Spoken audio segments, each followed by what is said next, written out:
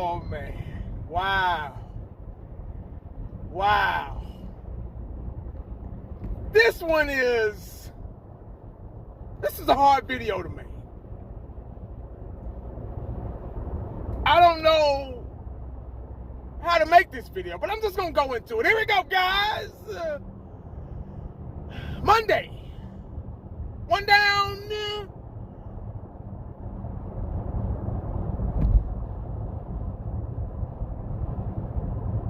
4 to go.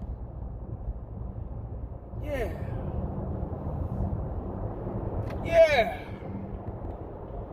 The aftermath of the Super Bowl. Was that the Super Bowl I just saw last night?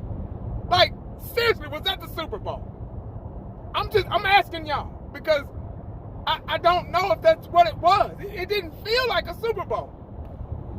I know my team wasn't in it. I get it. We suck. Yeah. I know all that. Trust me. I know that. You ain't got to say that. Well, at least my team made it. Because I'm going to get some assholes in this comment section that's going to say that. So I'm going to go ahead and beat you to it. At least my team made it. Congratulations. First of all, before I talk about that sorry-ass Super Bowl that I just seen. That not entertaining-ass Super Bowl. Congratulations to the Kansas City Chiefs and the 49ers for making it to the Super Bowl. Congratulations to the Kansas City Chiefs for winning the Super Bowl, because there can only be one winner. Only one. It can't be 2, 2.5, 3. It can't be a tie. There can only be one winner. Yeah.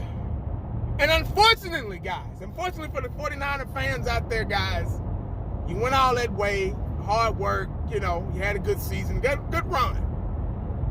But it just wasn't your time. I'm sorry. My thoughts.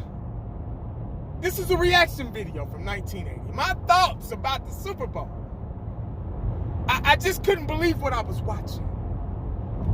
I felt like the two teams that were in it were beatable teams. Like, this is our best.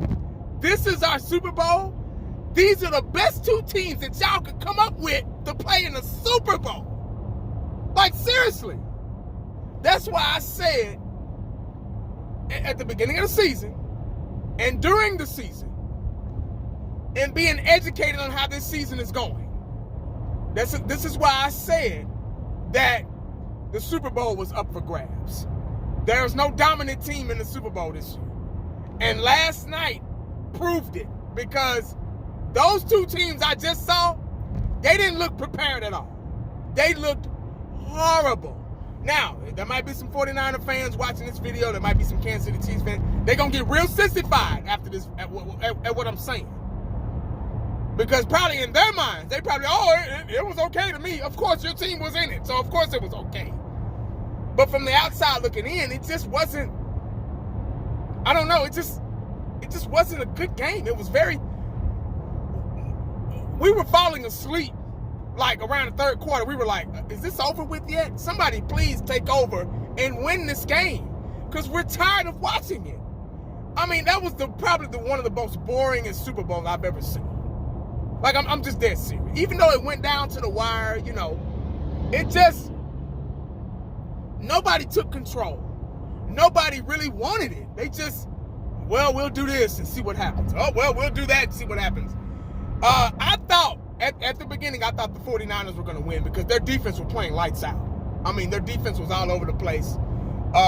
They looked pretty good. They looked strong. The running game was strong. Especially the first drive, the running game, was unstoppable. Kansas City couldn't stop it until that motherfucker fumbled the ball. Until McCaffrey fumbled the damn ball right there in the red zone. I was like, here we go.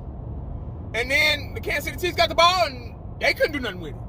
So it was just no score, 0-0, goose eggs in the first quarter. Nobody wanted to score. Nobody wanted to at least get in field goal range. Not until the second quarter. So it was like 0-0 forever. And then it was like 3-0 forever. And then it was, the kickers were probably the best players on the field because they were making 90-yard field goals for each team,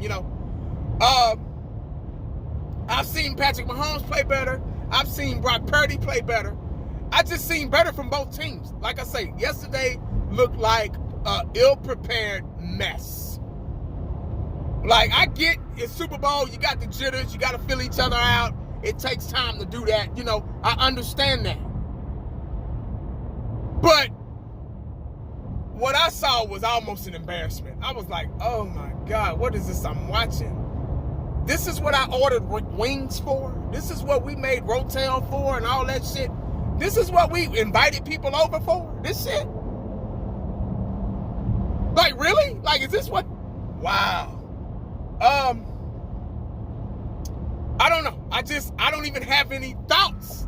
Those are my thoughts about the game. It's just, I was just glad somebody won the fucking game. I mean, it was crazy.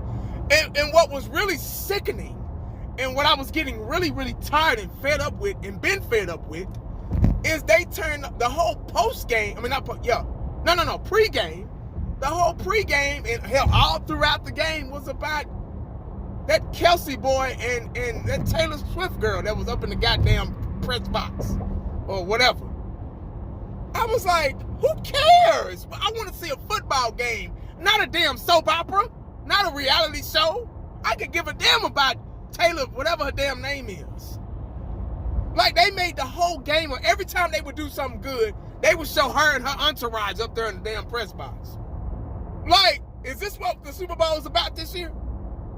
Like, I was so sick of that shit, man. I didn't know what to do. It's 11 guys on the field, man. It's more than just Kelsey, bro, that got them there. And his haircut and that damn girl. Like, they wouldn't show nothing now when they fumbled the ball. Did they put the camera on her then? No. Like, put the camera on her all the time. Don't just put the camera on that bitch because they doing something good. But anyway. So that right there put a bad vibe, because before the Super Bowl, they were talking about them too. So that put a bad vibe to the game already. I can't even think of nothing else. I'm just glad it's over with. I'm like, oh my God. I had mixed emotions about who I wanted to win. It was one of those Super Bowls where I didn't want any of them to win. I wanted to damn near be a tie, you know, which I know it couldn't happen, but I didn't want San Francisco to win because they're in the NFC. They beat us. They're the enemy. You're not supposed to vote for the enemy. And then I didn't want them to pass us. Because if they would have beat us, if they would have won yesterday, they would have got 6 rings. So they would have passed us. So those are the reasons why I didn't want San Francisco. Then I didn't want Kansas City to win because of that Taylor Swift shit. That Kelsey and Taylor Swift bullshit. And I knew we weren't going to hear the last of it. Because I think apparently, I turned it off like right after. But I think apparently he was supposed to ask her to marry him or something in the middle of the field. I didn't want to see that shit. Like I say, I was there to watch a football game, not a goddamn soap opera. So I'm just glad it's over. Congratulations to the Kansas City Chiefs once again. Congratulations to the 49ers for making it to the Super Bowl, because that's very hard to do now, especially for the Cowboys. Our sorry asses. One more thing before I go. One more very important thing, guys. This is the most important thing to me in the Super Bowl. I was so shocked and surprised and pissed off at the same time to see Randy Gregory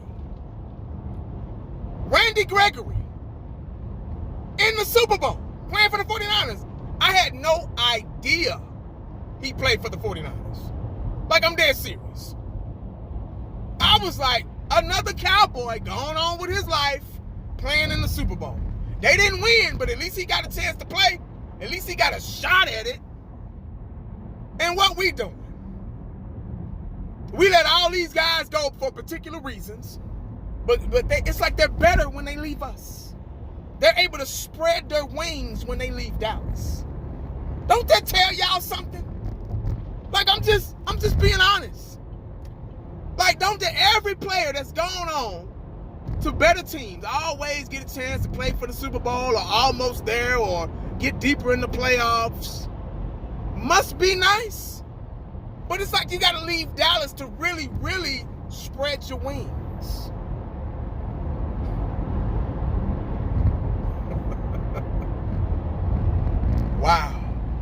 Gregory playing in the Super Bowl,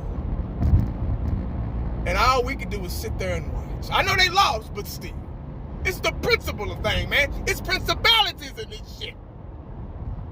But that's all I got, man. I ain't got no more, because there ain't really no more to talk about. And make sure you stay cowboyed up and prayed up, because you never know what the day is going to bring you. Holla back at your boy.